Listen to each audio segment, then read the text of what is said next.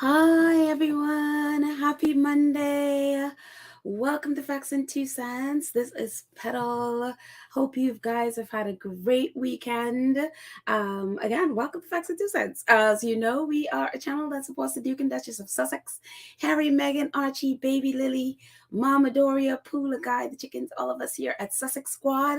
Welcome, welcome, welcome everyone. Ooh, today is drama. I hope everyone has had a relaxing weekend because, this week is going to be lit. It is drama filled in every sense of the way. Even though, again, our faves are, well, maybe they're traveling to New York by now because they have their award ceremony tomorrow. So, the press will be there. And, now me hopefully try to get a picture somewhere tomorrow, so that would be exciting. But other than that, they are quiet. They are very quiet than me. I mean, we heard from Harry's his people yesterday. Oh my gosh, I forgot to even bring that story in because I got so hooked up in what was happening today that I was like, oh, I forgot even that part.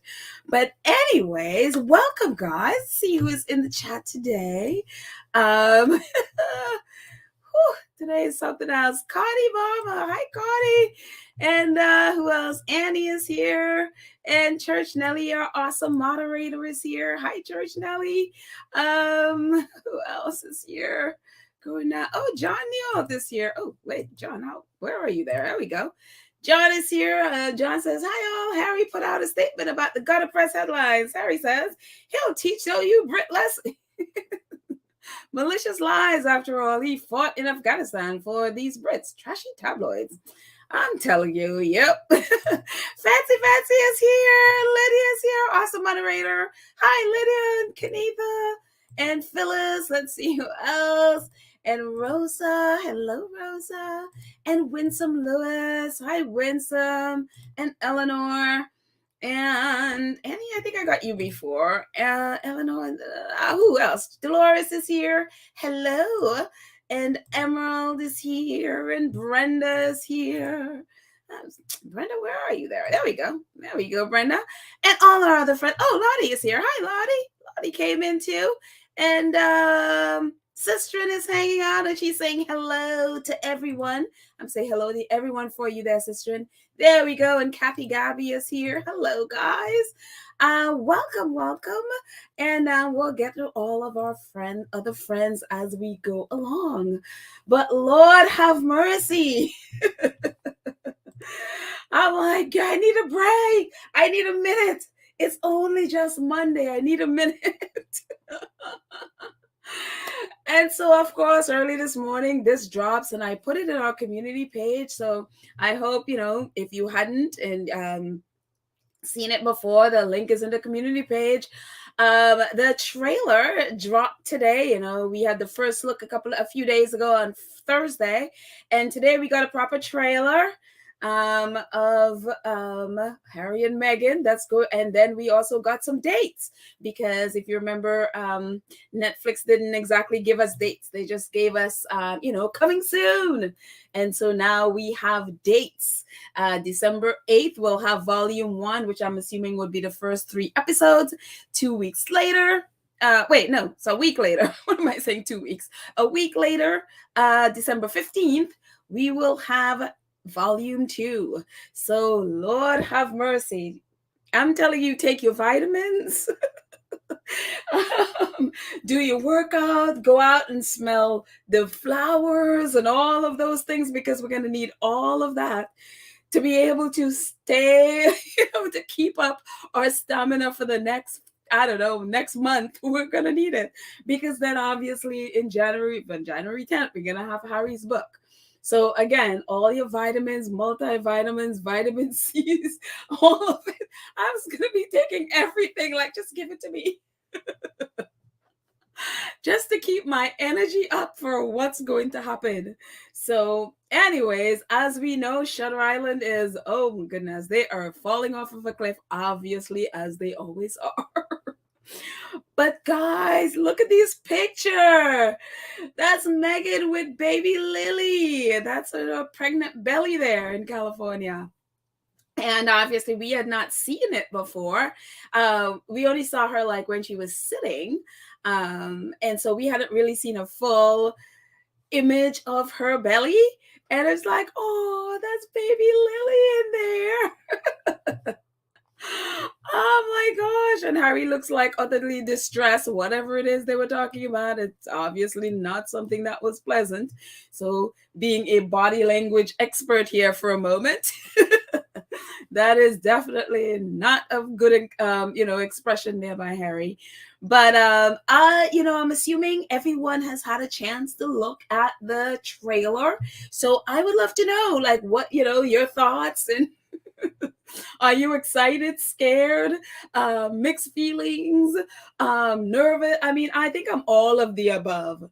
And also, because for me, whenever I see stuff like this, I have such high expectations of things, and my mind could be like, and then 99.9% of the time I end up disappointed.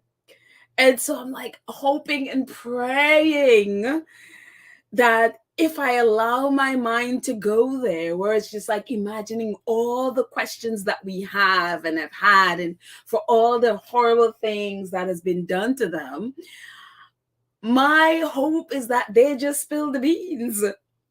But then I also know the character of Harry and Meghan. They're not vindictive people. They're not, and not if saying it, and speaking their names and, calling them out is vindictive, but they're more of the people, they're more protectors. There are more people that would want to protect and want to not, we saw it in the Oprah interview, and they wouldn't say who it is that, who it is that was questioning baby Archie's skin color, or had concerns, and their thing was they didn't do it because it would cause that person reputational harm. And so they're that kind of people. They wouldn't want to, so for me, I'm like, look, burn that down. We are beyond Oprah. Oprah is like, think of Oprah as a Christmas story, and we are way beyond that. It's time to burn that. But again, that's just me being, that could just be me being petty and wanting what I want. And I mean, that's not my family. And, so again, when it's your family, you have a different feeling. Like, you want to be able to speak the truth. But then you think, okay, but that's my brother or that's my sister. So I have to be careful what I say, because even though I want to tell the truth, I don't want to, them to, it to destroy, you know what I mean? And so I understand that family dynamic.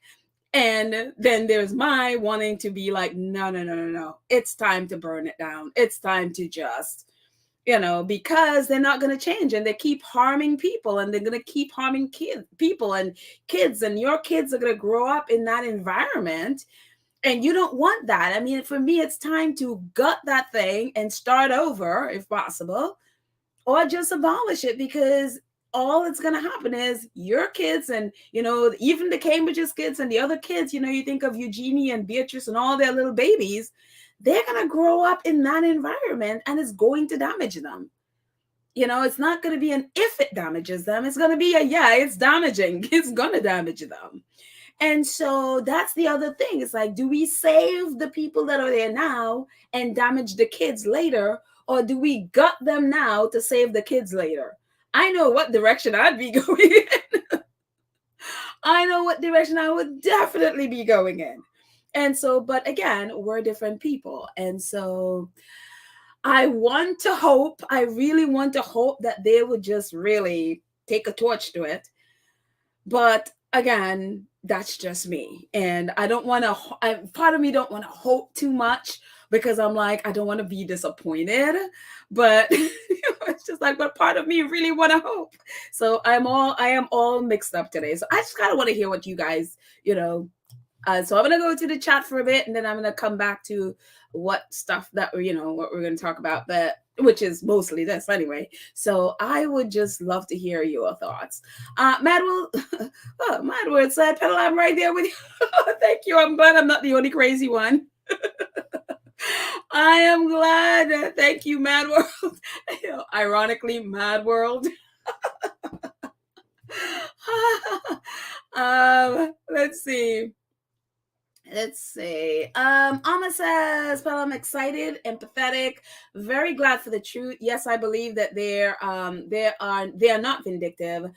Just need the world to hear the truth. They unroyals of vile, racist, vindictive rodents. Oh my goodness, in so many ways. In so many ways.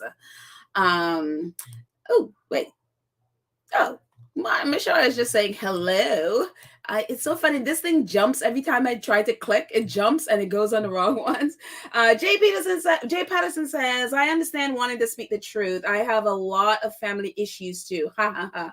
Yeah, it's that weird thing where you want to be able to speak the truth, and you want people, you want to be in a situation where people are held accountable for the things they do, especially in the royal family where there is no accountability at all, and for those who are higher higher up the totem pole, and you want to be able to speak the truth and be like, no, that's not okay.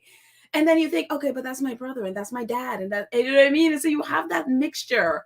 And then you have me out here like, do it. And you're like, no, that's my family. Wendy says, but I feel the same way after Netflix Crown disappoint. You see, that's the thing. That's part of why I feel so like this trepidation. Like I feel like I want to hope. And then a part of me, I think that's it. I think I am exactly that. I feel like I still have not had the heart to even go back to watch the rest of the Crown. To tell you the honest truth, I've been running away because part of me is so disappointed, and I'm like, I don't want to spend a day feeling disappointed because of having to watch this. And this is kind of how I feel, because again, and I think it's that feeling like that trauma thing with Netflix, and it's just like they're just going to disappoint us again. It's gonna go the opposite way, and I'm gonna be thinking that this, and then I'm gonna watch it and then be completely like, but I thought. And so, yes, thank you so much, Wendy, for just saying what I'm feeling and getting to the root of how I feel. So thank you. Donna says, Harry and Meghan will not disclose the royal family who question the child's skin color, for it will be damaging, which is what they said. In my opinion, disclosing the races will not burn the firm down and may cause Harry and Meghan more global harm. Yeah, I totally see that. Okay, yeah. And I don't think they will either, because I mean they didn't say it then, so I'm sure they were I'm assuming there were probably other racial issues that they would bring up, but I don't think they will name names, at least not in this area. Maybe other areas, hopefully. Floor. Oh, thank you, Floor, for your donation. Thank you so much for your super sticker. I appreciate your support. Thank you so much. Elaine says abolishing the monarchy is the only option. Yeah, I think there are some things that you can't reform it.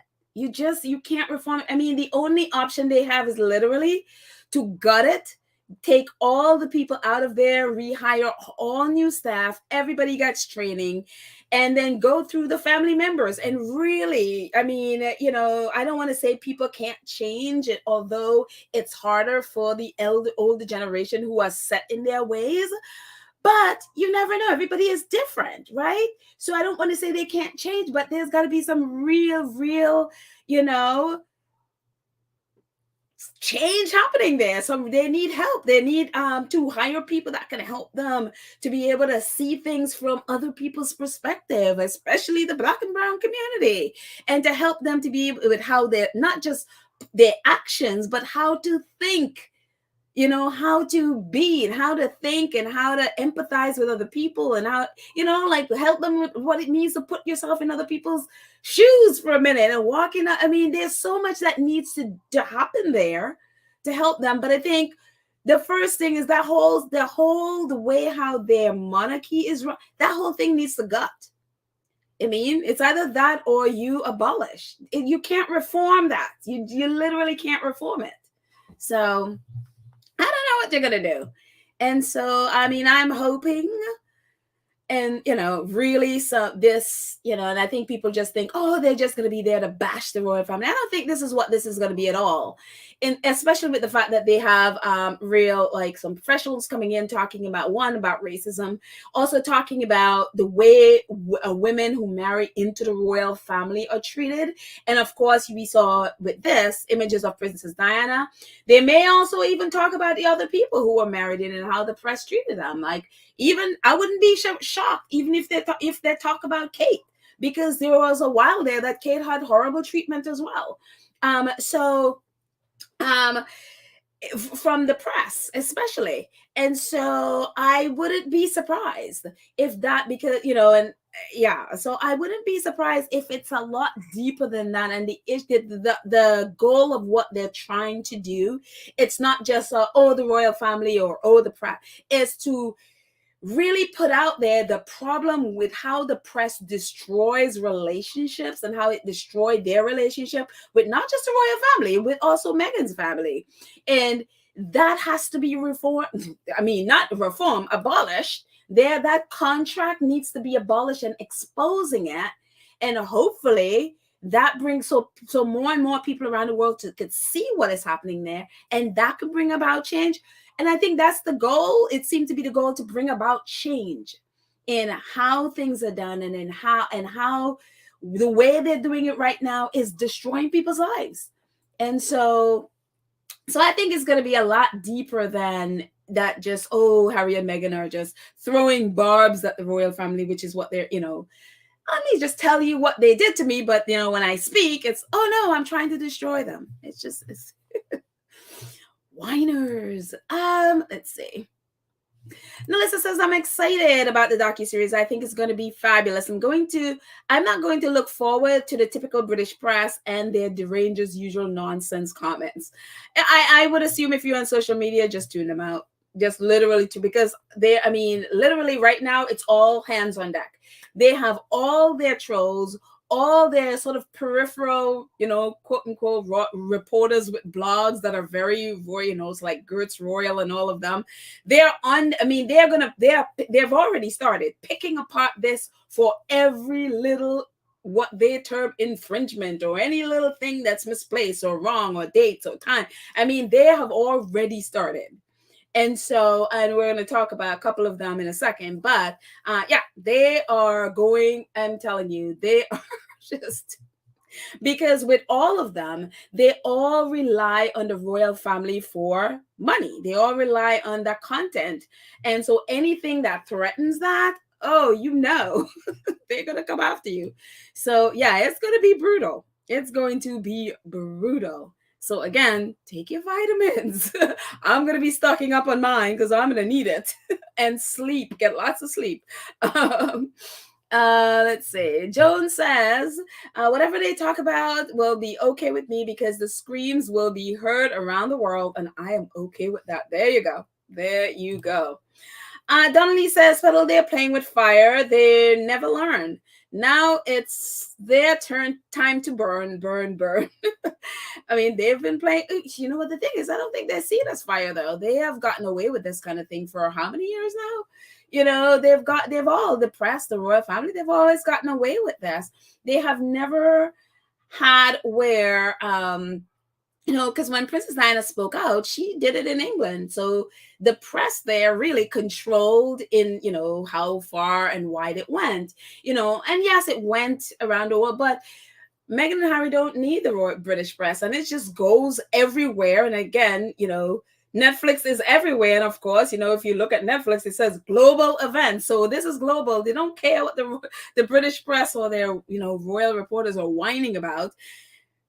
It's going to go around the world no matter what. And so they have no control. And that is a thing. They panic when they have no control of a narrative. They literally panic, and which is what is happening as we speak. Patricia says, once it's the men in gray suits and Miss Hassie sing like I'm not really sure what that is, like a duck or something. I don't know what the little icon is there. Okay, I'm not sure what you mean, but okay. Thanks, Patricia. um, let's see. Or maybe explain a little bit more so that I understand what you mean, Patricia. Because I want to understand. Um, and he says, I hope Netflix don't disappoint like The Crown. Yes, I know. We're all smarting from The Crown, and that's kind of how I feel. And so, yeah. Um, Lydia says, family, please remember. Yes, please, guys. Just no profanity in the chat if you don't mind. Those comments will be removed or muted. So yeah, please, no, yeah, that's we kind of at least for me, I really don't want any profanity. Although some might think, okay, that's like censorship on a way. I think we all we all know like the space we want to build. We all have the when we have the ability to build the space we want to build, we know what it is that we want in that space. And for me, profanity is not something that I want to be around or want to listen to in this space. For me, I think of this as a creative space. Whatever you think of it, I mean, we talk about the rules, whatever, but for me, it's also part of my creative space, and I protect that space. And for me, that's not something I want. So if you can we can find different ways to express ourselves. That is great. A lot of times I look at stuff that's I'm always in a dictionary or thesaurus to try to find different ways to say things. And so that's great. So not to belabor that point, but thank you guys. Anyway, moving on. Let's see. Chai says, I'm worried too because Meghan said that isn't the direction that they would have taken. Yeah, she did say that in an interview that that is not the way they would have said it. Like she said, I guess in the way it's presented is not the way they would have said it. But she says, but that's not really why we're telling our story. So in spite of the way it's presented, or whether it's the visuals or whatever, their story doesn't change, but it's just the way it's presented. So she had so what, and that's the thing with that I have a hard time with a lot of times with interviews and reading people's interviews, because one of the things that, especially when they do it in magazines, is like when people say stuff like that, the natural normal thing I think should happen is a follow-up question. What do you mean? So let the person, and I think one of the reasons, like sometimes some reporters or journalists, it's like a simple clarification would be great, and not just a soundbite. Don't just write sound bites from people when they say stuff that is obviously there's more to it than them just saying, it's not the way we would have. It's not the way we would have said it, but my natural instinct to say, well, okay, well, explain. How would you have said it? How is it different? How is what you have right now different from how you would have said it? So that it's clear. But then all we have is the soundbite. So everybody's like, well, what does she mean? What does she mean? And then that is so muddled. People have muddled that to mean that, oh, she's pulling back from it. She wants to distance herself from it. So there's all of this stuff. I mean, I understand, sometimes you want to have that, sort of not quite clear answer. So more people are sitting there mulling over it and gives you more clicks and, or more engagement. But for me, thinking in terms of journalism, for me, that just begs a follow-up question. I'm like, and I think maybe it's just because we are nosy squatties and we just have been around this for so long, we want answers. But for me, I think in terms of yes, as a journalist, but also thinking in terms of, if I was a reader, what would I want to learn from this? And so when I read this, a little bit irritated the interview was fine, and it was great, but it was just like, when people say stuff like that, don't just take the soundbite. Ask a question. What do you mean? Explain. But I think sometimes, especially if it's somebody from a high profile or whatever, I think they get nervous and then they don't just ask the questions. And maybe I'm just a nosy kind of person that I just want to know, So I don't know. That was a little bit disappointing for me. Let's see. Terry says, I think it will be different from The Crown. Well, yeah, obviously. Obviously different. And, I think, yeah, part of me, I haven't recovered from I think I feel trauma. And not to laugh, but I think it's the way I have to deal with it, because I think if I don't laugh, I just get so upset at the crown. But I think I felt sort of, it was a bit traumatic because of what they did to Princess Diana. I think I'm still not recovered from that. So I kind of not trust. My trust, I want to trust, but the full trust isn't there. And so, oh my God. Sylvia says, well, I see what you mean, but I, as a military person and corporate strategist, you never give all your cards away in one swoop.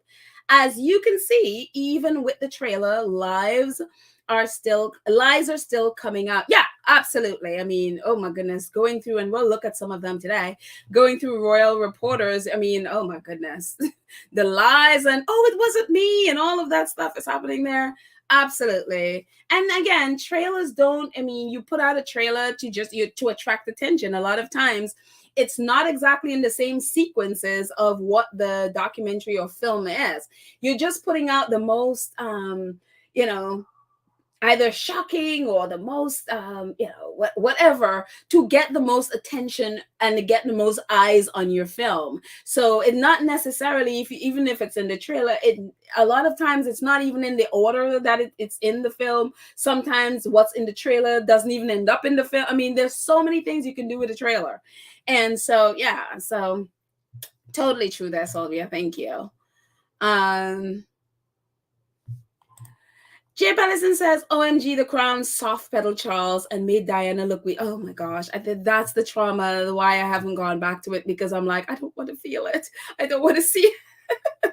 And maybe I'm just being a coward. That could be it too. Let's see. Oh wow. I've never seen this name before. Senowine Blackwin? Is that how you say it? Senowine? Or Senowine Blackwin? The Brit that do not like his marriage to Meghan will believe what he said. It is because they want to the people who like him to know it's a lie. The Brit that do not like his marriage to Meghan will believe that he said it because they want the people to believe. Oh, I'm assuming you're talking about when the Sun claimed that, he said, oh, those Brits need to learn something or some nonsense like that. The funny part of that is, I mean, I'm assuming that's what you're referring to, that they would believe the lie that he said, Brits need to learn something. I mean, when I saw it, it just looked so ridiculous that I didn't even pay attention to. So I was a little surprised that Harry would even respond to it. But I understand why, he would respond to it, because what they're trying to do is turn the British public against them. And so they couldn't do it. The royal family has not been able to do it and turn basically the world audience, because they have to account for the fact that, that Earthshot mess was a flop. So they have to have the public hate Harry in order to somehow prop up William. So I understand why he responded, but my thing is, like, it was just as stupid for me. It was just so stupid that I was just like, oh, whatever. So again, I was a little surprised that he responded to it, and it was just like, what? The funny part of that is, even if he said it, it's the truth. They do need a lot of them. I'm not saying every Brit. There are great Brits and there are great, people in the UK and who don't believe in this nonsense. But like a large portion of them that, one, believe the nonsense from the royal family and have been hating on Harry and Meghan for no reason, only because they've been groomed by the press. Yeah, they really need to learn something. So for me, even if Harry said it, it's the truth. So I wouldn't even bother with it. But I mean, that said, I understood why he responded. Let's see. Joy says, we just need to wait and watch the series, then we can judge. They will not name those family by name. They will tell when, I'm not sure, that went through, tell what they went through, what aides and the royal reporters did. Yeah, I could see that. I mean, yeah, I don't see them naming, even though if they did name, I'd be like, kudos to you. But yeah, I don't see them naming names, but yeah, I see them talking about specific situations. I mean, things that I want to know: who broke her dog's legs, who, who is the person, that night nurse person, those what happened with Melissa Tubati person. I mean, who, I want to know about who, took her name off that birth certificate. I mean, there's so many things. Again, I am nosy. So there's so many things that I would want to know, that I am just like, yeah, speak. So yeah. And I mean, oh, I love this picture. I mean, I think that's when, in the trailer they were saying, they were talking about how great it was leading up. And if you notice in the trailer, there is a voice, an audio in there. I was surprised that they used it, but Piers Morgan's voice was in. I literally just was just like. Yes, Piers Morgan's voice was in there, and talking about, that they're going to be rock stars and whatever. And that's when Meghan was like, and that, and like that, it just turned. And Christopher Boozy, as you can see, Christopher Boozy. It's so funny. I saw the trailer. I was like, wait a minute, is that Christopher Boozy? And then so I tagged him on a picture and other people as well. And he finally confirmed that, yes, I am on that documentary. So one can only, I mean, he's, I'm sure, one of the professionals, and, again, we know that he did this whole report about all the hate directed at Meghan, including from royal reporters, especially the devil's child herself, Angela Levin. So it would be interesting if they use her name, if they call them out by name. I want them to do that so much. Call them out by name and shame them in the worst way. But who knows if they'll do that. That might just, some of them just feed off negative publicity. So that may just give her clout. But who knows how they're going to do that. But yeah. And Christopher Boozy's, what he talked about, and I'm going to move my banner here. And again, if you're with us, very new here, you can definitely do what the scrolly thing says and subscribe and click the notification bell so you know when we drop a video. And so anyways, what Christopher Boozy says, and in the clip you'll hear what he says. It says it's about hatred and it's about race.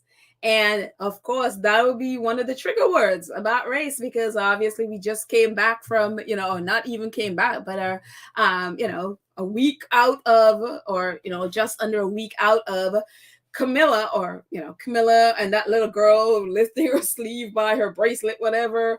And, at the palace with her courtier, Miss Susan Hussey, being racist. And so now there we are again talking about race. And so it's not leaving. It is not leaving. That's why I keep saying that they're going to have to gut that royal family or the royal household and start over if they want to survive, because this is not going away. This race issue with the royal family is not going away. So unfortunately for them, recollections may vary is not going to work. It's not going to work. I just listened to part of an interview with one, this, I guess, bishop who was a bishop or a minister or whatever that church, whatever the role is, to the Queen. And one of the things he was saying, they just need to wait it out. They're probably just going to wait it out or come up with something to the equivalent of recollections may vary. Not let's deal with the issues that they talk about, whether it's race or whatever it is, or, their lack of concern and lack of care with people's mental health. None of those things, this is a priest. This was a former priest.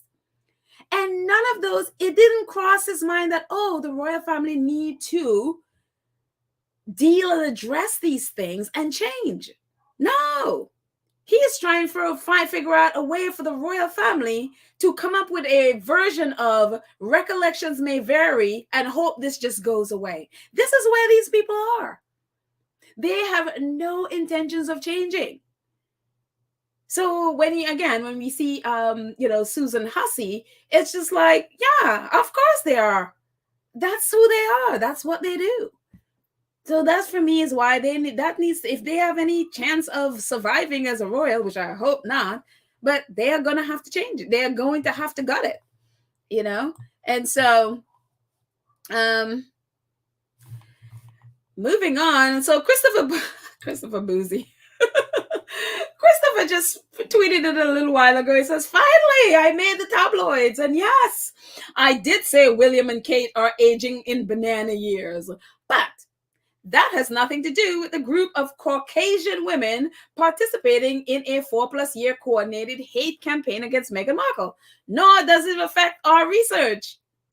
And so, obviously, as you can see on the right, the Daily Mail learned that Christopher Boozy is in the documentary, and right away they went on the attack, of course, that they always do. And so I think the thing that I always laugh with the British press is they seem to think that Americans are like Brits, like Americans are afraid of them or something. And it's like they still haven't learned yet the fact that Meghan beat them in court and still call them out and are not afraid of, like, they still haven't gotten that Americans deal very, very differently. It's like, you can't bully us. And so it's just the funniest thing. And so obviously they're like, yeah, Christopher Boozy said this nasty thing about Kate and William, and Christopher Boozy posted the tweet. He's like, yeah, this is the tweet at the bottom. And he posted, it was last year, I think, when he posted, it's like, he said, forgive me in advance for being petty, but I just saw a recent photo of William and Kate, and those two aging in banana years. I don't understand why, since they have a team of people who wait on them hand and foot. And so he reposted the tweet, and it's like, he's not wrong. So I don't know, trying to shame him or whatever. And it's just like, I said what I said. I'm not lying, And he went on to post this. The same Daily Mail who is now attacking him is the same Daily Mail who, if you look at the clip above, look at the firm they cited for their article. The article is because what does Chris do? He retweeted their article that used him as a source, used his company as a source. He says, the same research at Daily Mail has recently cited, and the research that Daily Mail itself cited, Twitter loses more than 8 million users. Accounts are deactivated and 487,000 suspended. Half of a percent of the platform total since Musk completed his $44 billion purchase. And look at the source they cited. Data firm Bot Sentinel has found that Twitter has lost over 1 million users since the new boss Elon Musk bought the tech company for $44 billion. The same Daily Mail who literally just used his research. Look at the bottom, November 3rd. What is it? 1 day ago? What is today? The 5th? So 2 days ago, Daily Mail used his research, and then today they're like trying to attack him, and it's just like, I think you don't know who Christopher Boozy is. So many people have tried to attack Christopher Boozy. The guy is loaded with receipts. He'll just come right back at you. It's just, again, they don't understand. They don't understand this country. They don't understand the mentality of the people here. They don't understand geography. They don't understand people here don't care about them. For them, in their minds, Americans are like falling all over themselves, which is why they could come to Boston and think Americans are going to fall over themselves. And some of them are even like, oh, Americans love them. I was like, do you understand anything about America, especially American geography? I mean, you were in Boston. Boston is one city in Massachusetts. Boston is a city, not a state. First of all, it's one city out of 348 cities in Massachusetts. Almost like 9 million people in Massachusetts. I don't remember the exact population of Massachusetts, but somewhere around there. Boston is the largest city in Massachusetts, but it's one city of a country with 50 states. I mean, hello. And so they think because a few people showed up to their event, a few curious Bostonians showed up to their events, that all of America is falling all over them. And it's so funny. I think about it and I was like, unless you're a squatty in New York, I don't think anybody in my city know these people are even in Boston or even care. So it's really funny. Like they assume America is like the UK, and I don't understand why. I'm like, just do a little bit of Google's research or something. They don't understand that. I'm like, honey, you just had a few hundred people in one city, in one state. Again, one city of about 348 cities in Massachusetts. Like, it is unbelievable to me. But yeah, they are very strange people. I really strange. I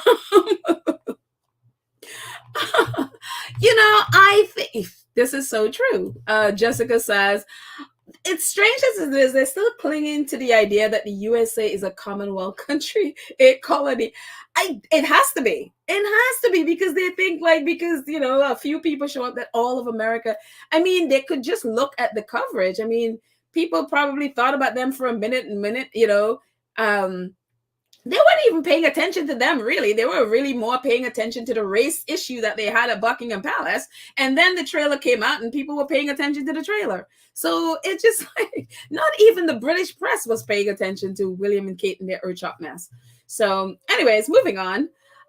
So royal reporters, as I said, they are going crazy, and they are, I mean, oh my goodness. It is just, I had to just like, okay, you stay over there, you go over a cliff, whatever. But some of their responses, Chris Ship, who blocked me, so I only got, screenshots. Somebody posted it on Twitter, and I got the screenshot. And may I say, Victoria Arbiter, I found out today, Victoria Arbiter blocked me. I mean, all I said, because the other day she was doing an interview and they asked her about, Harry, the obviously upcoming web series.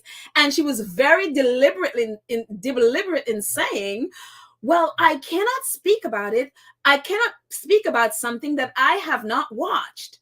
She was so deliberate. So innocently, I have to say, responded, well, of course, she doesn't want the rest of her eyelashes to run away with her. So this is a good choice. I mean, I think that was a very good thing to say.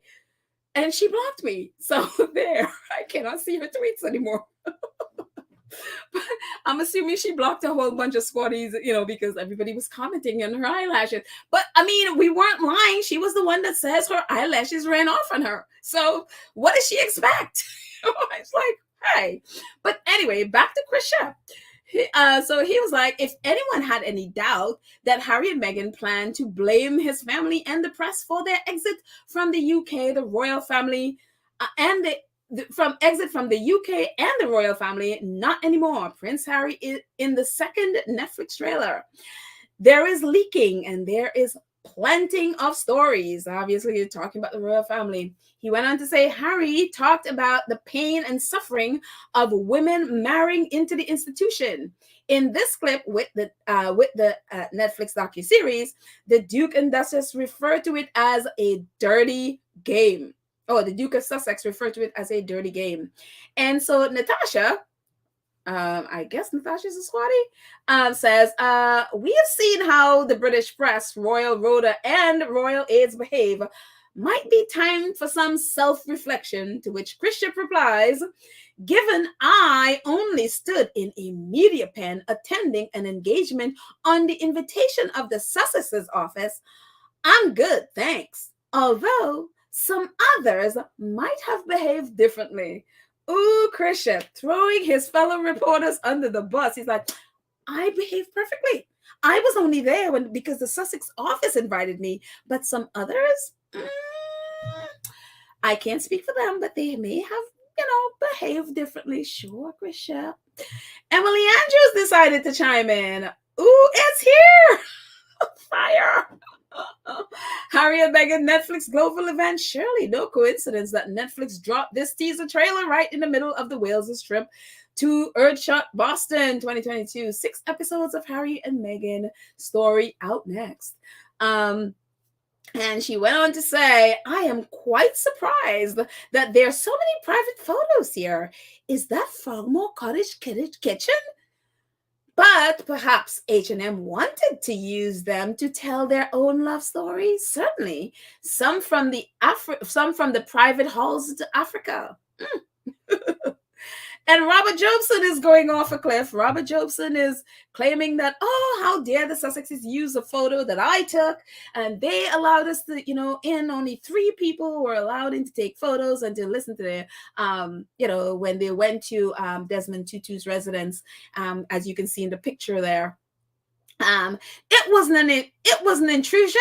They said we could come, and they allowed it. And nowhere in, if you've seen it, nowhere in that trailer did they ever say this was an intrusion. But Robert Jobson is falling off of a cliff.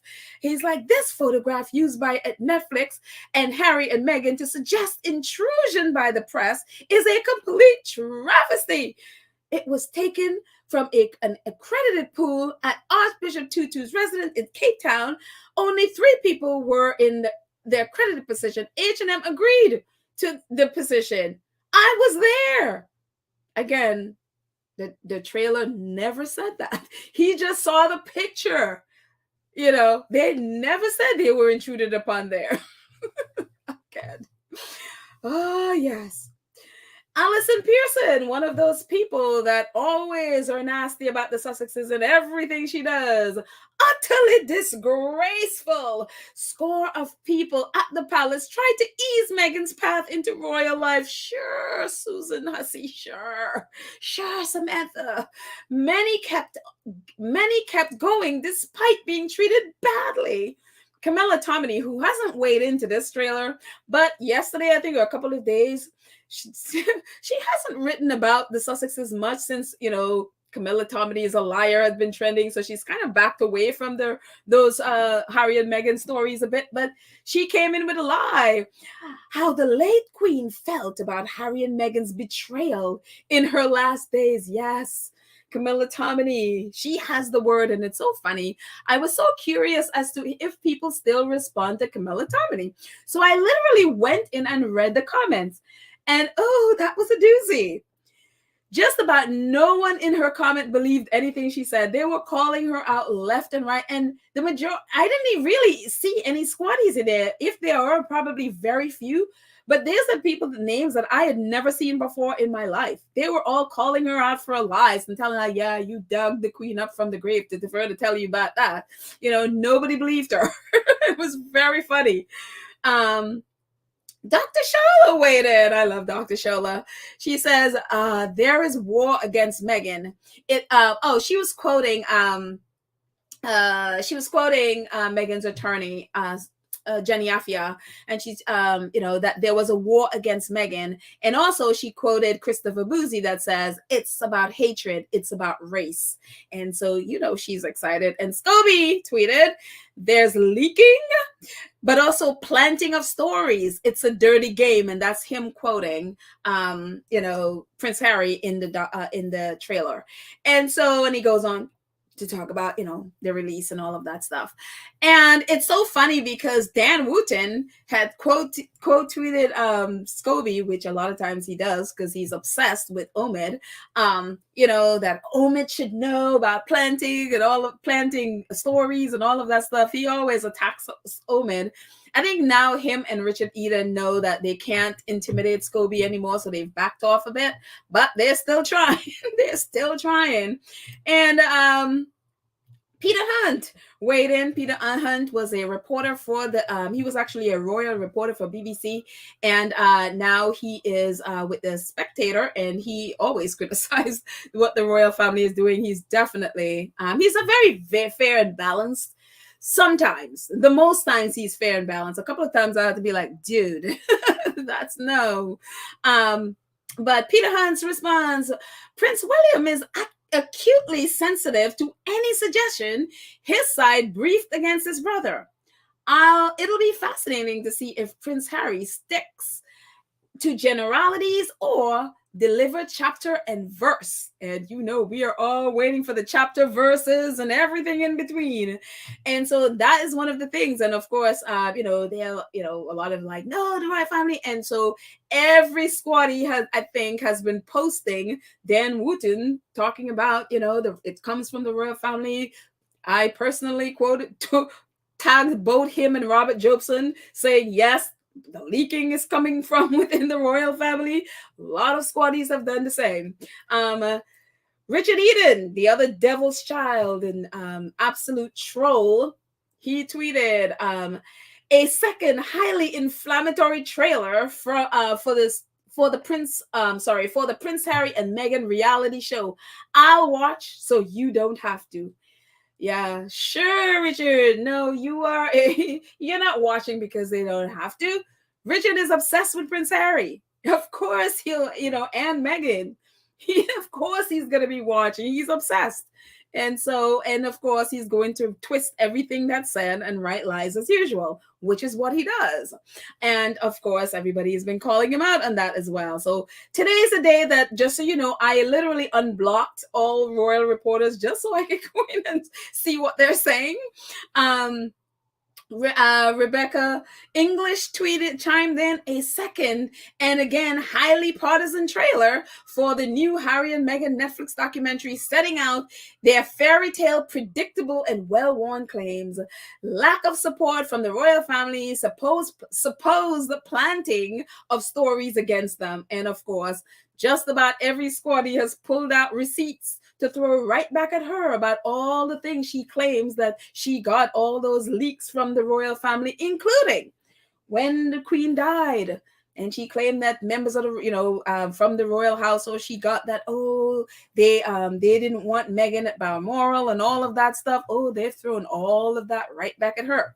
And Richard Palmer was smart enough to stay away. His tweet was, trouble at the mill. I was like, smart, Richard Palmer, smart. And Angela Levin has been a little bit quiet. I checked in on her as well. The devil's woman, the devil's child herself. And so she was on this path where apparently Netflix, their post, their video on, because they have a YouTube page, their post of the trailers apparently had 35,000 likes and or dislikes, I'm sorry. And of course, the trolls have been in there.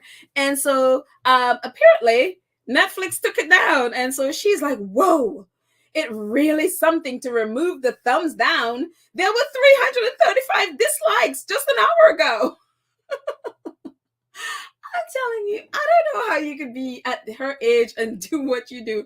It's like, woman, go out and smell some flowers or something. Do something to, I don't know, get some positivity in your life. But anyway, Dan Wooten is like, the idea that there's a royal controversy against Meghan is a total fantasy. Only her behavior, which we know, including multiple accusations of bullying by her close staff members, prompted coverage. Oh, sure, Dan. Also, I'll move myself out of the way. As I've already said, this is nothing short of a declaration of war, the aim of destroying the life's work of Queen Elizabeth II. Shame on them. Strip them of their titles now. Of course, Dan forgot he was the one that so loudly told us that all of that leaking, all of that briefing came from the royal family, within the royal household, he says, from the royal family themselves, he said. And so everybody has been tweeting that right back at him. Like, these are your words. You remember? You're on camera saying it. So you can't say that, oh, somebody made it up or whatever. No, dude, you're on camera saying it proudly and boldly for all the world to see. And so, I think last time I checked, he had shut up. So maybe he saw all of those coming right back at him. So it is just really hilarious to me, just royal reporters. They are, expect so much more. And this is only a little bit of what they're, I was just like, oh, enough. So anyways, moving on. So this, there are a couple of things that are in the trailers, and that are stock photography. And so one of the things that the Daily Mail, and if you're on social media and you follow or you've seen royal reporters, whatever, they are pointing out a couple of things. One, this clip on the right and on the left. The one on the right apparently is stock photography, and they said it was from Harry Potter, their press time. And also Gertz Royal, one of those bloggers who is all hands on deck, as one of our squaddies point out, that they are really picking apart, they're going to pick apart everything, even though they don't really know where these fit into the documentary, but they're always like, oh, that's not a photo. And so they use the one on the left, the one on the left apparently is New York. And it's funny when I saw it and I was like, oh, wait a minute. I recognize those like scaffolding. And because it did look like the street of New York. And so how it's fitted in there, it looks like photographers, and how it's literally how they cut it, how they cut the trailer. So again, it doesn't mean that's how it fits into the whole documentary. It could whatever. But a lot of times if for a documentary, because at the moment there is no footage for it, they will pull in stock video or stock photography. And so because it's so funny, someone asked me about stock photography. Someone asked me about the new trailer that I made for this, and they're like, oh, I think they said like, I love your photos. So what I had to explain, like whenever I post a photo that I took, and you guys, I post photos all the time about that I took, you'll always see my name on it. So whenever I post a photo that I've taken, if you always look at the bottom, you'll always see my name on it. If you don't see my name on it, it means it's not. So on the trailer, those are not my photos. So just make that clear. And so when I thought of that with this, because sometimes people think like, oh, that's no, that those are because I use Adobe, I get access to hundreds and hundreds, which I didn't even realize I had. And they literally had to remind me that you have all these photos that you have not used. And I was like, oh, thanks, because I have this account and it didn't even cross my mind, because I'm a photographer. I take my own photos. So I don't, I've just never been to Santa Barbara. And I was like, okay. And so I had to use photos from Santa Barbara. So in situations like that, if I don't have my own photos, then I will use, like, I think that was like one of the first times I'm using, like literally using stock photos for a video. So this, I think, is what they did in that. In the absence of actual footage for that, they've used stock photos or stock video from another shoot, because people sell that stuff on like, different sites that you can purchase stock photos, even like Adobe or so, you can purchase it. So, and so they don't even know if that is in the video itself, in the, they don't know if, we don't know if that will end up in the actual documentary or not. So they're just pulling this from there. So they have gone on this major, oh my gosh, no, that is, they're lying. Look they're using a Harry Potter photo, and they're using a photo from, I think they said it was, Michael Cohen, that Trump guy who was in jail or something like that. And so this apparently is, this apparently is a, press thing that was going on when he was coming out of that, whatever. But again, it's perfectly acceptable in documentary and stuff like that, if in the absence of the actual, to use this to, represent something,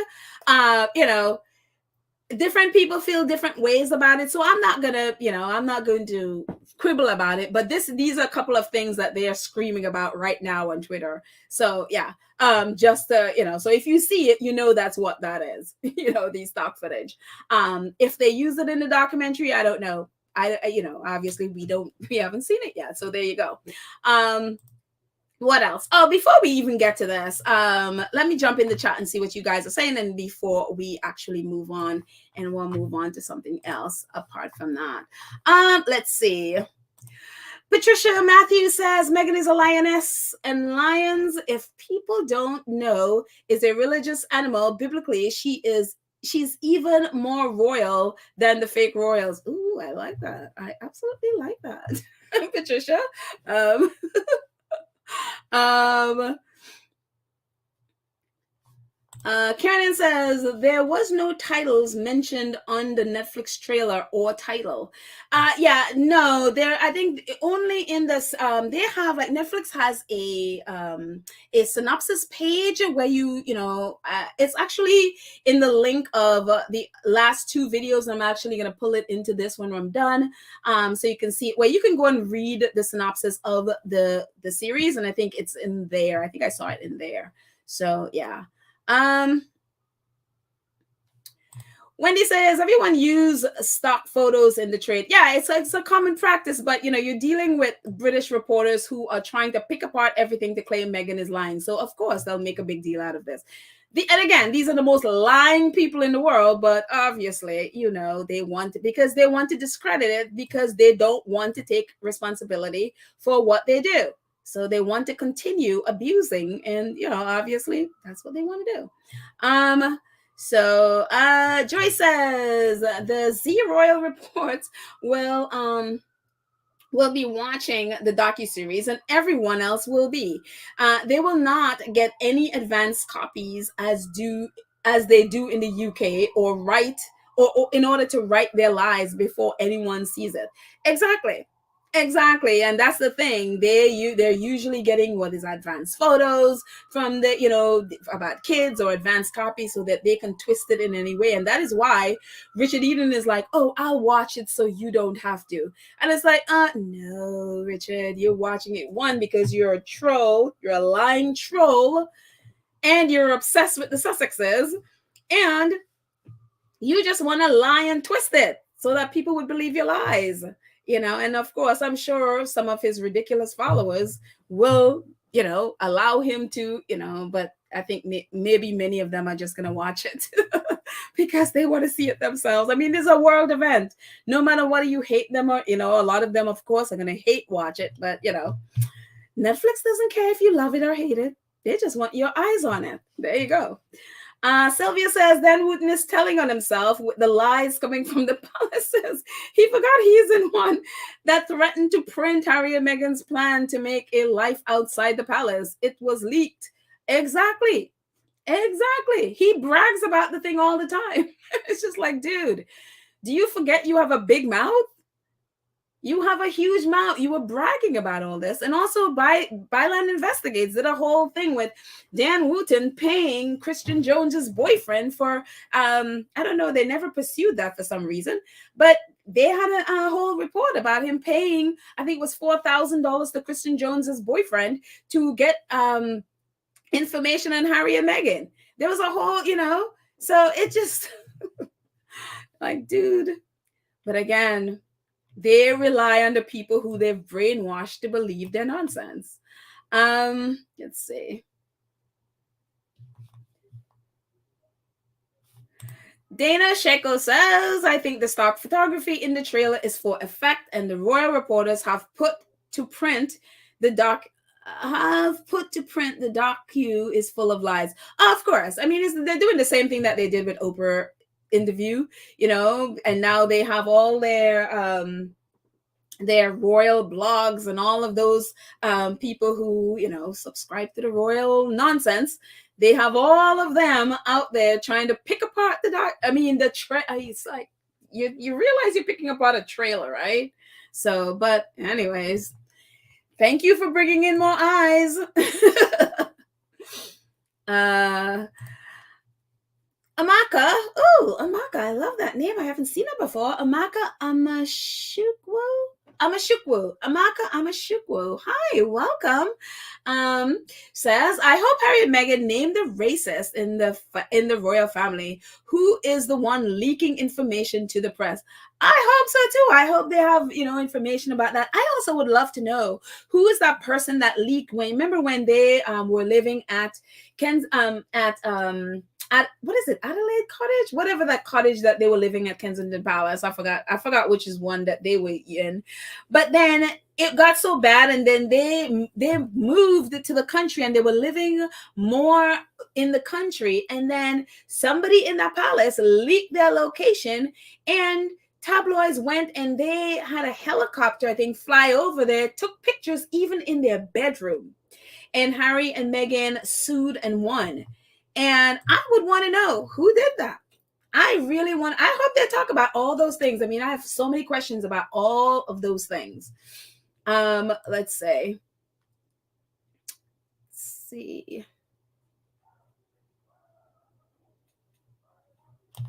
Connie says, Wendy, she's talking to Wendy, with or without those pathetic titles, the truth is Harry and Meghan are thriving and will continue to thrive. Exactly. They are thriving.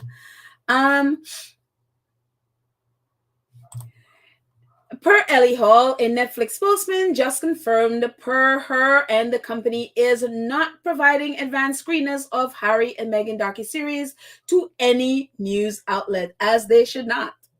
As they should not. And so there you go. Everybody gonna see it at the same time so that no one could write their lies and twist anything. It's exactly what happened with Oprah. Everybody gets to see it at the same time. So good on Netflix. Good on them. Of course they do. When all else fails, the UK press go with the talking points, strip them of their titles. You know what's so funny though? I haven't even seen the strip them of their titles. I've seen like some crazy, obviously trolls if you screen through, say Harry and Meghan on Twitter, but they've seemed to at least the screenshots and stuff and searching through their to see what their comments are today. I haven't even seen anyone say take the titles. I'm like, I guess they figured that's not working. So they look stupid. So I'm sure Dan Wooten might be, the only one to be like, strip them of their titles. Let's see. Dolores says they take Harry and Meghan's title is only going to give them more power. Exactly. Because they're just going to look petty. It's like, take the titles. Go ahead. Let's see. Kathy Gabby says Wooten has better be careful about this war he's calling for. I think those people, they have big mouths, but then, this is the same Dan Wooten that's sitting there like, those, what does he call it? Those, I forgot what he calls them. Virtue signalers, virtue signaling people. And then he's the one that having a friend for videotape him 4 times, pretending to be, that he cares about the Queen and going to put flowers. And it's just like, dude, you're so fake. You are so fake. Gemini says, hi, Gemini Slacker says the royal family didn't bury that bullying report to protect Meghan. We can all figure that out. Don't be surprised if, that comes back. Don't be surprised. Oh, some form of that. I mean, literally expect anything. Expect anything. Like I posted today. I mean, they're going to claim everything. Like Meghan, including, they've already started with Harry hating the British people, and they hate the royal family. They hate the church. They hate God. They hate baby Jesus. Anything. Like literally anything to get the public to hate Harry and Meghan. So don't be surprised at anything they come with. I'm certainly not going to be. Joanne says, can someone tell me what the life's work of QE2? I'm still trying to figure it out. Cut ribbons, unveil plaques, whatever. Joanne, child, if you find out, please send it my way, because I've been asking that question forever and nobody's been able to answer. No one has been able to give me an answer either. So if you come up with it, child, just send it my way. That's all I'm going to say on that. Brenda, I hope everything goes well. It's like, I have a doctor's appointment. I'll watch it on replay. Okay, no problems. No problems. See you. All the best on your doctor's visit. Joy says, Rob Jobson is Aldo on idea stated the leaks are coming from KP.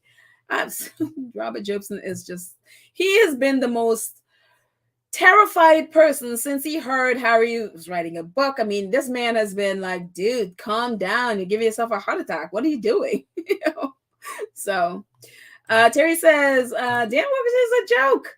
He said there were leaks coming from within the royal house. I mean, yeah, it's like literally the man is on video talking about it. So there you go.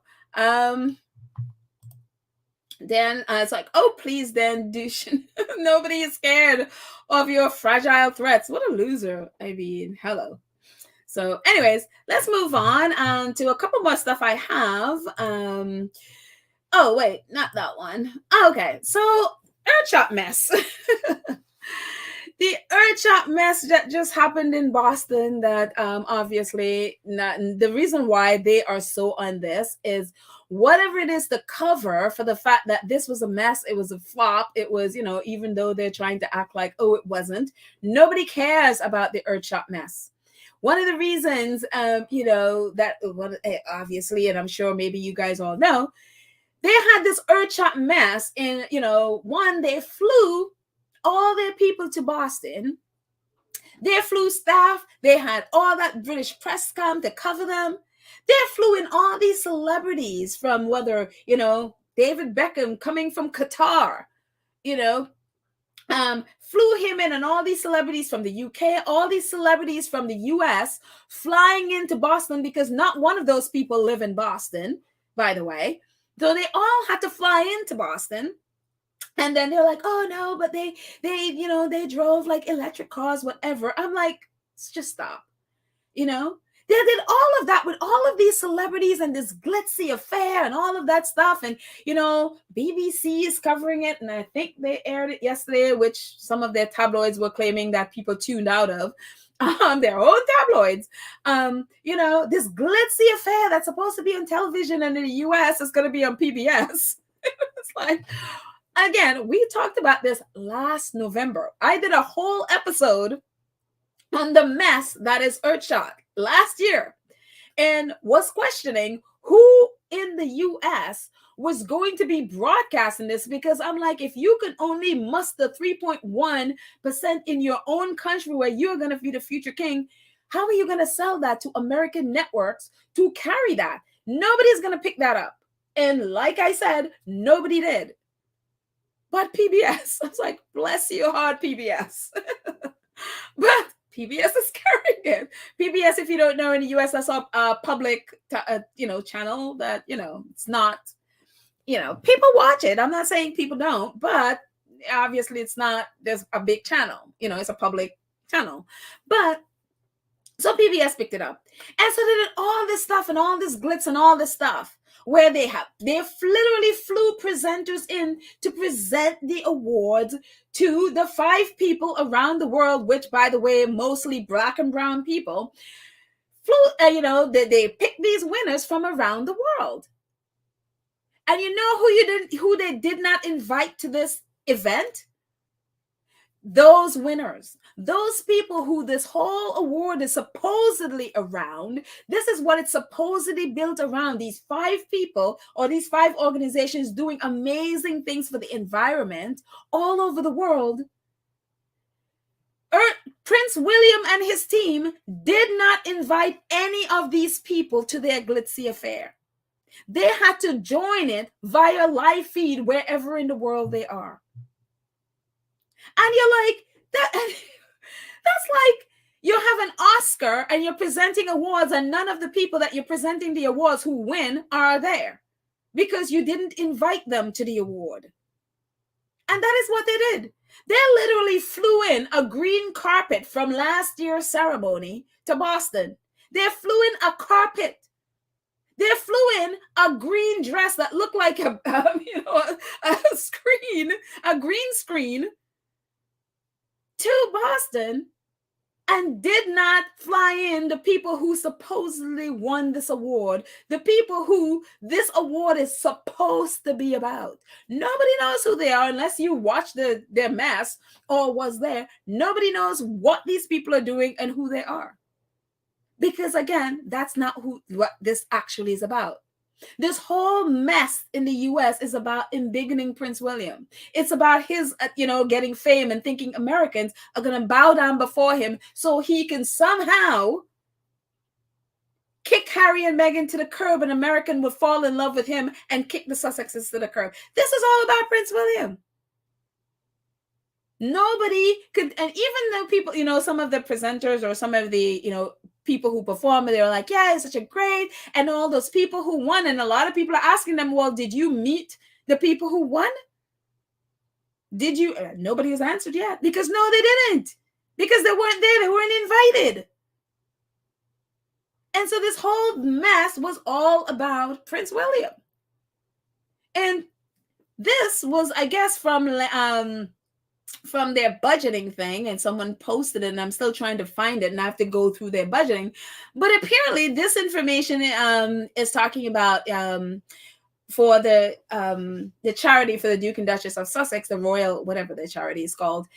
And this little thing at the bottom with the highlight is very interesting. It says the $5 million of the charitable grants accrual in 2021, as you can see, there's a charitable grants and it has the $5 million there, relates to the 5 Earthshot prizes won at the inaugural award ceremony in October 2021, which have been accrued in full in line with the accounting policy and grants expenditure, and will be paid to the winners over the period of 2022 to 2025. Very interesting. So the people who won Earthshot last year didn't start getting their money until this year, and they're not going to get all of that money until the year 2025. So they're not going to get that $1 million. It's going to be spread out over 4 years. So the people who won this year, they're going to start getting money next year, and then it's going to spread out. I think what they did in Boston, again, inviting all those celebrities and whatever, that was about raising money. That was about, hobnobbing with rich people so that you can get money for this. I don't know that they have in hand all the money that they need. And I think that's what this is about, because I'm like, if this really was about the people who are doing the great work, why wouldn't you invite them? Why should have been the one that you are feting for the 3 days you were here? Every American should know these people and the people, what they're doing and what they've been doing and the great work that they're doing around the world. If this was really about them, this wasn't about them. The hobnobbing with, wanting to meet, taking pictures with the president and the Kennedys and all of that stuff, even though, yes, John F. Kennedy with the Earthshot, and we'll get to that in a whole second. But this whole thing was really about, getting to really network with American rich people, which is what the royal family always do. We talk about Prince Charles coming to America and the Queen coming. That's what they always do in America. They come to get American money. They look down their noses at Americans, but they come here to get money. This is what this is about. Definitely not about about the people. Dr. Shola, she's like, the ethos of Earthshot prize is good. But if most of the important people, i.e. the winners and finalists, weren't present, instead celebrities, etc. present, was prioritized, it smacks performative. This is why William and Kate don't resonate. Harry and Meghan genuinely resonate and do it better. And she's so true. The whole thing was performative. It's all, we know it, but, it's just like, hello, And then, of course, last year when we were talking about this very same thing, I went through this whole thing about this whole Earthshot mess is not William's idea. This was taken from Ignace Schopes, the Belgian environmentalist. And as you can see, one of our squaddy reminded us today. I was like, yes, we talked about this. And this is the Goldman Prize. The Goldman Prize is it's in the U.S. in San Francisco, based in San Francisco. They are considered the Green Nobel. And so when Prince William came out with, it's going to be like the Green Nobel, Goldman Prize tweeted this: an idea from Ignace Schopes, winner of An idea from Goldman Prize winner Ignace Schop, Belgium, 2008. That's when he won the Goldman Prize. In the spirit of JFK's moonshot, let's not destroy what keeps us alive. I call for an Earthshot. To save our planet in the next decade. A small step for global community, a giant leap for our planet. And that's Ignace Schop. You see there in picture with the big Earthshot in the back of him, and this came out months before when they did they had like this big European environmental conference. That was there long before William came out with, oh, I just came up with an Earthshot. And then when Earthshot came out and somehow we were calling out Kensington Palace, all of a sudden, I would assume someone, and it's so funny because I was tweeting back and forth with Scobie about this. And I was like, Scobie, can you ask them why they're stealing Goldman Prize from Ignace Schop? This is what the Goldman Prize did.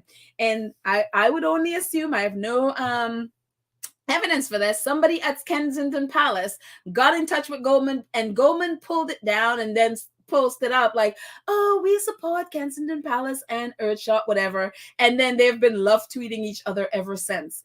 And so that's what happened. But we got receipts.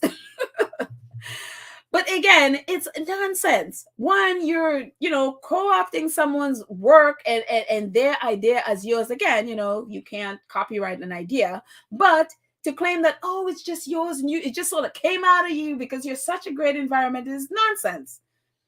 It is all nonsense. I mean, this whole time, this should, tell you what William is in terms of where he is with people who are actually underground doing the work. William is doing nothing. This is all about, oh, he needs to have his Invictus Games. Harry has Invictus Games, so he has to have something. But there's no heart in it. There's no passion in it. So it's just unbelievable. And look who was trending today. Jason Knauf. Yes, the Prince William's henchman, Jason Knauf. And there is Jason Knauf and this other lady from somebody where, I don't know, I didn't care too much. But here's Jason Knauf at the Earthshot Prize. If you remember late last year, Jason Knauf quit or was fired or something. They parted ways with Kensington Palace, and as usual with the royal family, because those people who work with them have way too much on them, they always hire them back. And of course, Jason Knauf is back in the fold, back as, I think he's a trustee or something with Earthshot Prize, so he was also in Boston. Yep, so there. And this happened today. It's so funny. Oh my gosh, I forgot to put in the fact that this article was the Daily Beast. I forgot to put in their title there, but this article showed up in the Daily Beast. I think it was yesterday or something, and it was just very funny. Prince William and Kate U.S. trip showcase their boring genius. By the way, Tom Sykes, who wrote this article, is a royalist. And he always writes not nasty stuff about Harry and Meghan. He's always bigging up Kate and William, but even he couldn't help but just, call out the boring. Kate and William, royalist correspondent. Oh, shoot, I think my Tom Sykes blocked it. But it says they were basically trying to outdazzle Harry and Meghan. Being boring and dutiful might be their canniest PR evolution yet. And he's talking about... in the beginning, he says, a friend of the royalist dated Kate Middleton when they were teenagers in Marlborough College. A friend's mother sometimes still tells how insanely dull all the Middletons, including Kate, were. Terribly nice, the nicest, most inoffensive people in the world, apparently, but no fun, is her settled opinion. After half a decade of trying to convince us that actually, they are just as glamorous, racy, and thrilling individuals as the Sussexes. Racy? The Waleses seem this week to have embraced the power of all, being boring. It was just funny. I was just like, oh, that's so cold. But yeah, so true too. And let me move myself from there. And the bottom clip, it says, it's talking about all the, all the things that they're doing in Boston, and you can't knock them on that, and they're trying to, trying to telegraph that, oh, they're all about business and they're not about drama. And if you want, drama, then go watch Netflix and go watch Harry and Meghan, because apparently they're the Kardashians.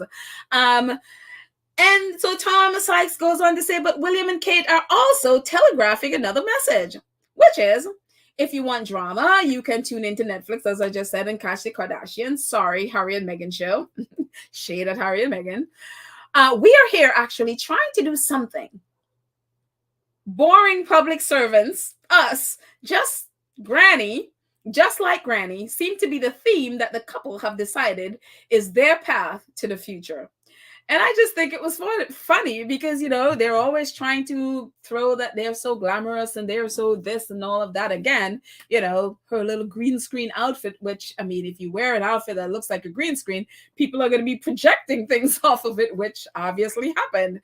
It's like, girl, you're wearing an outfit that looks like a green screen and you blend with the carpet. So obviously you give Twitter stuff like that, they'll run with it. So for her sake, not a whole lot of people, as I thought would have happened, but quite enough of them ran with and projected things off a dress. And so, but it's funny to see a royalist just really have to admit they are dull. As Mariah, our wonderful Mariah Butterfly herself says, you don't want to be basic. Why? Because basic is not festive. And they're just basic and they're boring. And so even this royal reporter, who is very much a royalist, could not get away from the fact that they are just dull. And that's why America does not, they can't relate to them. America does not relate to basic. Again, oh dear butterfly Mariah Carey. Basic is not festive. If you're going to be a royal, there have to be lots of pageantry and stuff. America may tune in where it's a funeral or a wedding, but to come and be boring and basic, no. And I mean, to drive that point home, as you look at this again, Vogue magazine, thank you, HRH Duke Thomas, posted this today. Vogue magazine writing about William and Kate. Today, the Prince and Princess of Wales arrived in Boston local airport ahead of the Earthshot Prize for Environmental Innovations, etc., is presented by the Royal Foundation, whatever. And you see, 236,374 likes, whatever. Then Vogue magazine puts in, after months of speculation, Netflix finally released the first trailer for the Harry and Meghan docuseries that will give audience an unprecedented look at the couple's relationship, whatever. And look at the amount of likes, 878,770. Again, interest, 266,000 or 878. Look at E-News. The Prince and Princess of Wales brought a whole new meaning to royal court. Details on their NBA outing after the link. Of course, we know there's some people booed them. 33,025 likes. E-News, may we present the first look at Harry and Meghan docuseries, link in bio, etc. 278,222. I mean, again, these people are in the US because they're trying to take popularity away from the Sussexes. Good luck with that. Seriously, good luck with that, because that's not going to work. I'm going to jump into chat for a sec. Unbelievable. Let's see. Sylvia said the squad also showed where Kmart stole the taking picture idea. Wilna and Kmart are shameful. Not sure what you mean. Maybe explain. Let's see. Gemini says, William and Kate are bland. It's just what it is. It's not Harry and Meghan's fault. No, it's nobody's fault. There's nobody's fault. I mean, they're basic. Dale is like, Petal, they're less than basic. Well, there you go. And again, basic is not festive, especially at this season. You want to be festive. Basic is a death. You don't want to be basic. But I just had to laugh though. Which is you have some dull Americans too.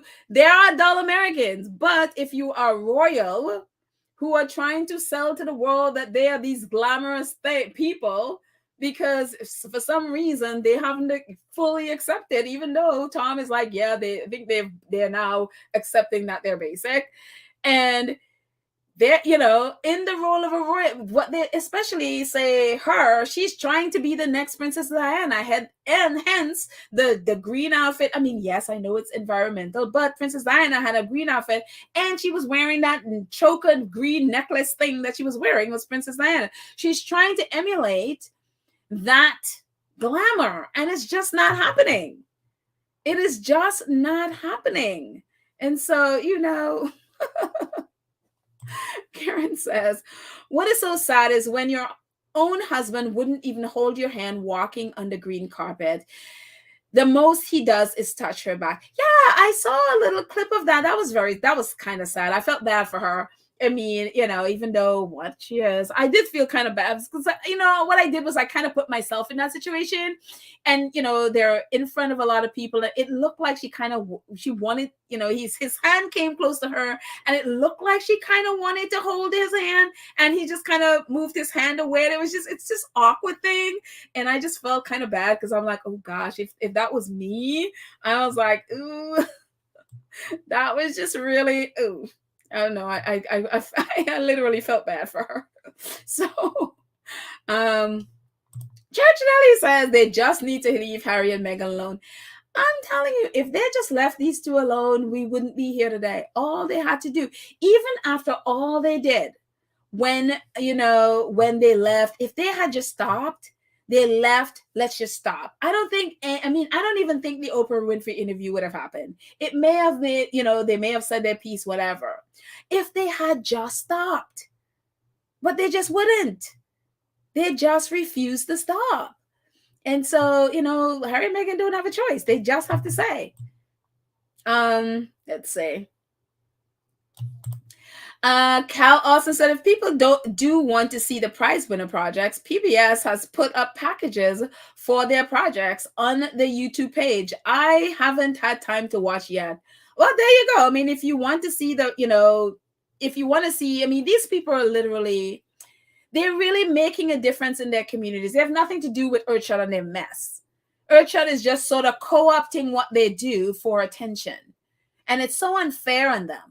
But these people are, they're doing, so if you want to go look at their work, they're actually making a difference in the world. They're, different parts of the world, Africa, Oman, Australia, UK, and I don't remember the country in Africa. I'm sorry. I just said Africa. It's like, hello, Petal. Africa is a continent. But I don't remember the country in Africa that I think it was a lady. I don't remember where she from. I don't remember where I think it was India. I think, if I'm correct, if I'm not mistaken. But I mean, they're doing good work. So if you want to go check, and thank you, Cal. I didn't know it was on their page. So if you want to check it out there on their YouTube page, definitely do, because they are doing good work. But I would probably most of the UK probably missed that whole mess. It'll be interesting to see what the ratings are. Don't know if it'll be better than last year's, but who knows? Let's see.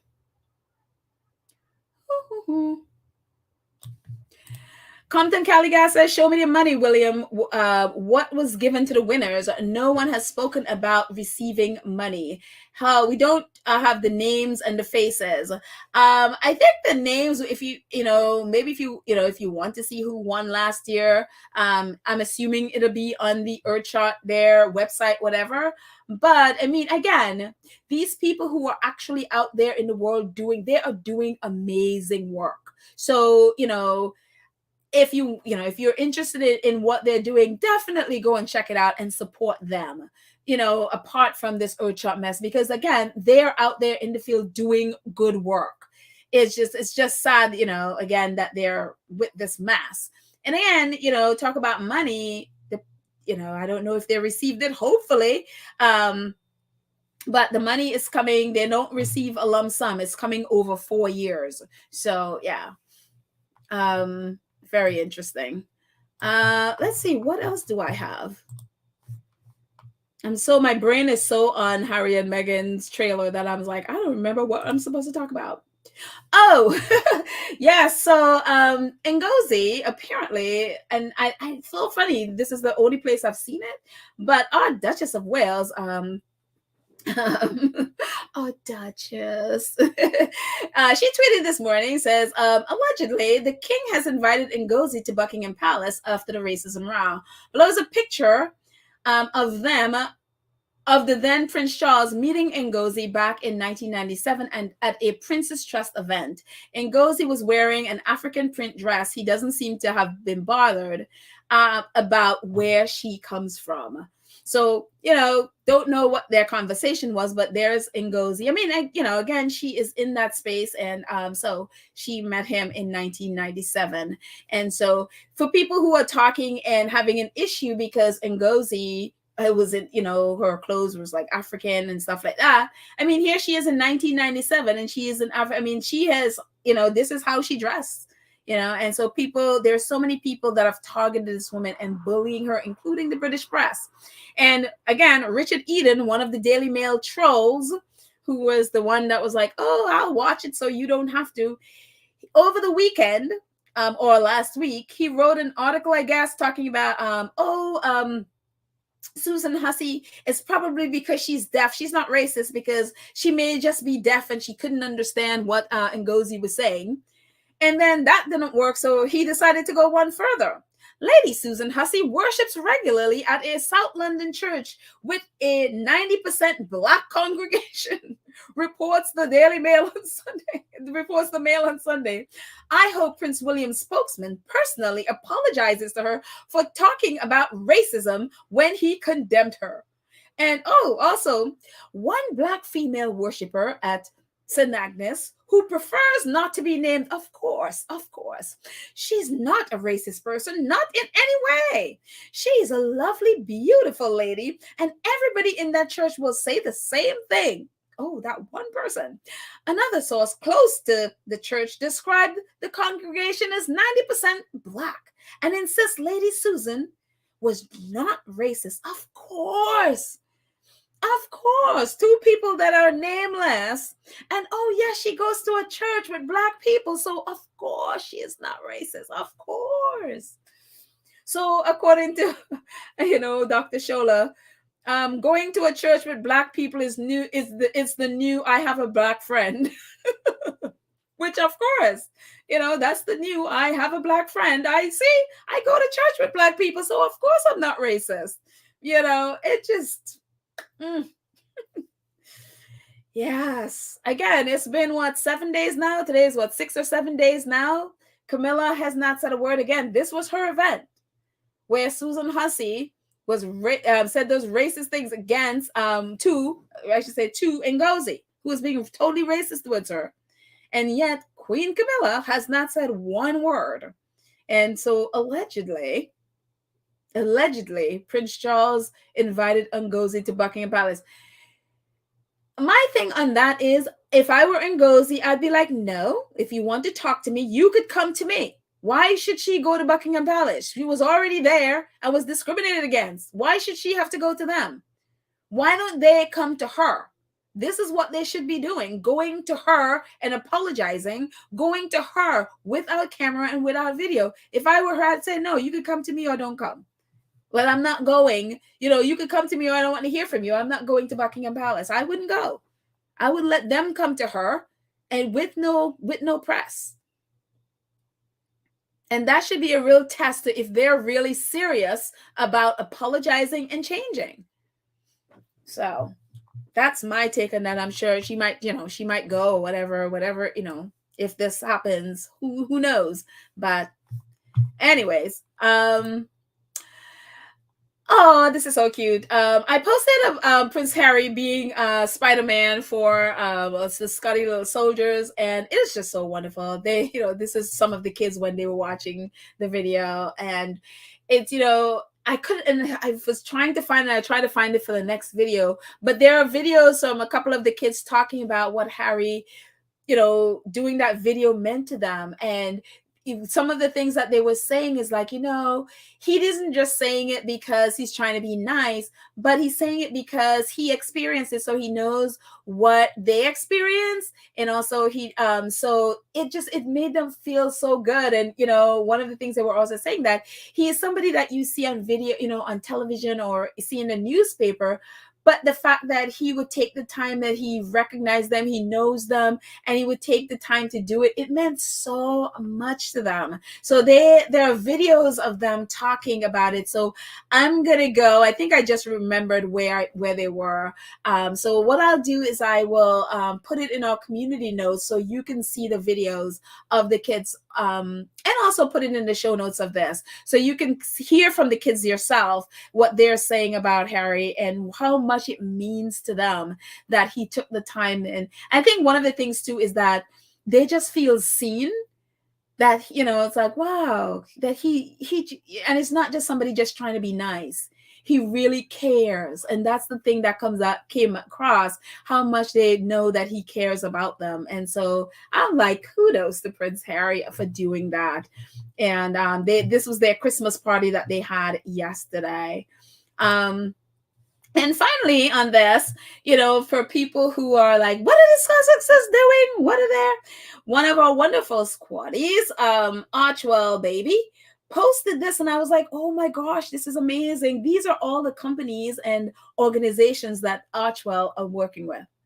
I mean, it is amazing. And she broke them all down and she listed them all. And it was just like, oh my goodness, this organization is only 2 years old. And look at how many organizations that they have either connection with, funding, partnership with. And it's amazing. It's absolutely amazing. So I'm going to put a screenshot in our community page. So if you want to be able to go through them and see them yourself, but it's just amazing. And if you're on Twitter, Archwell Baby, you'll find it under her page as well. So yeah, it's just like, you go. It's awesome. It's absolutely, absolutely awesome. So let me go into chat for a few more before we end. I'm just realizing it's 1 hour and 42 minutes. Wow. Let's see. I am going to scroll all the way to the bottom and then go back up for a few before we end. Patricia says those colonizers have nothing better to do but than to mind other people's business. Yeah, that's what. Yeah, they're definitely into minding people's business. Anne Lewis says, unbelievable. The unbelievable. The victim must go to the accuser. I know, that is the most ridiculous thing. Why should she go to them? They should be coming to her on their knees, apologizing for what they have done. So yeah. Alma says Camilla cannot say anything because then a photo holding a little black girl's sleeves will surface again. Yeah, she could apologize for that too. She could apologize for that too. The fact that this was her engagement. This was her thing. This was her supposed engagement where she's an advocate for women, abused women. And here is a woman who is literally being abused online. In the British press has been inciting hate towards her. And then obviously they're trolls. I mean, the things that they have been writing about this woman online is unreal. And Camilla, she is literally being abused after being abused by Susan Hussey, Camilla's courtier.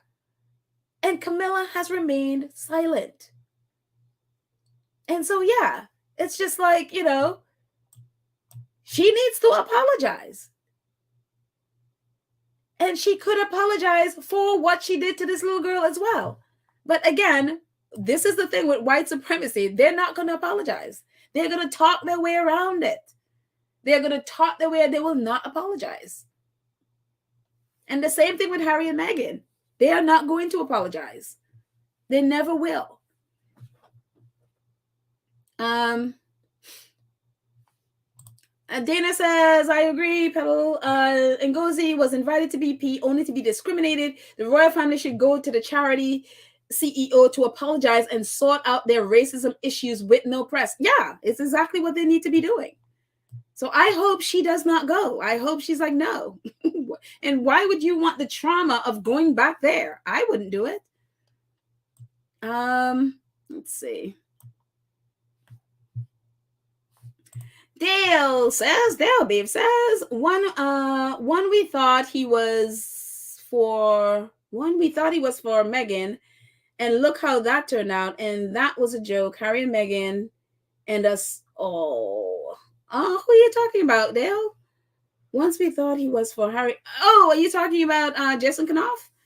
It might be Jason Knopf you're referring to. Once we thought he was for Meghan, and look how that turned out. And that was a joke. Had Harry and Meghan and us all. So I'm assuming you're talking about Jason Knopf. Yeah.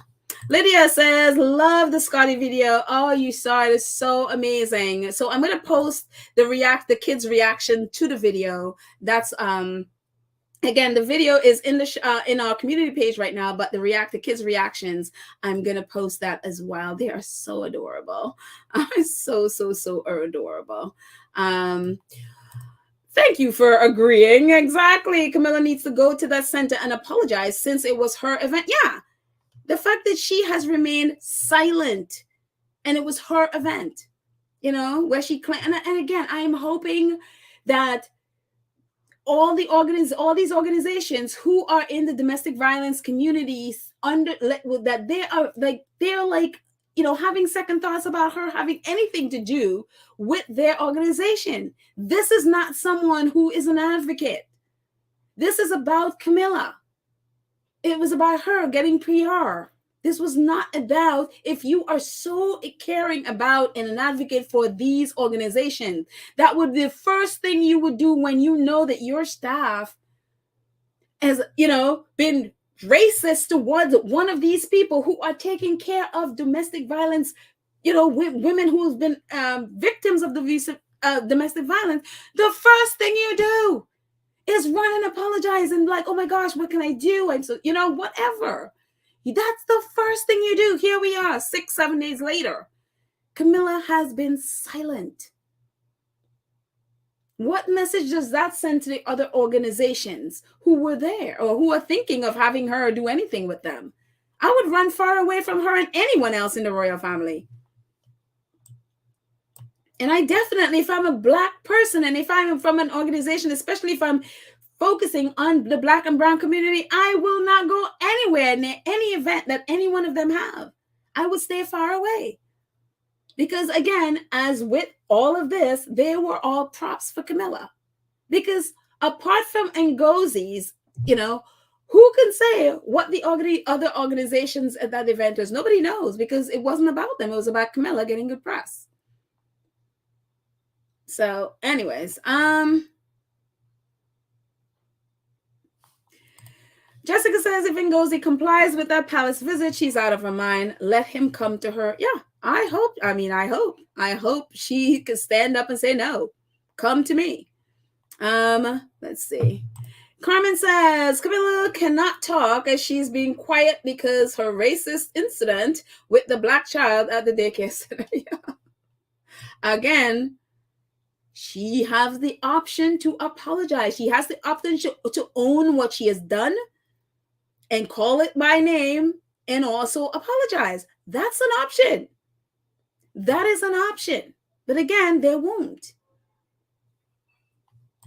Mercedes says on Twitter they have a picture of the church, yes, and the congregation, which it looks like in 70%.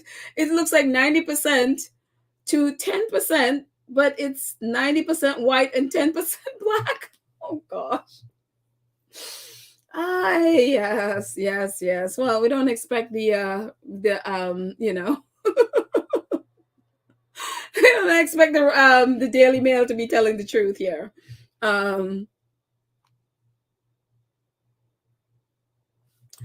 Rosa says, how can William say anything he didn't take up for his sister-in-law? I mean, tell me about it. Yep. Church Nelly says, no, they're not. They are not lying on that black church.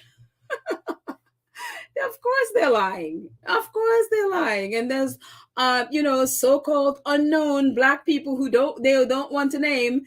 They just happen to be there to tell them, oh no, Lady Susan Hussey is not a racist. She's not a racist boning her body. Oh, she comes to a black church. Of course she's not racist. Of course. Unbelievable. Let's do one more before we end. Teslin says they always have a black friend when they are called out. I'm telling you, we remember Prince William's black friend who, from the homeless shelter. We remember him. So yeah, so now not only do they have a black friend, they have a black church. So of course they're not racist because they have a black church. So there you go with two unnamed black people to claim they're not racist. Unbelievable. But anyways, guys, thank you so much for hanging out with me. I appreciate it. Thank you guys so much for our awesome moderators, Church Nelly, Lydia, Karen M, Cookies and Cream. Thank you guys so much for the incredible work you do in making our space safe. Thank you, thank you, thank you, thank you.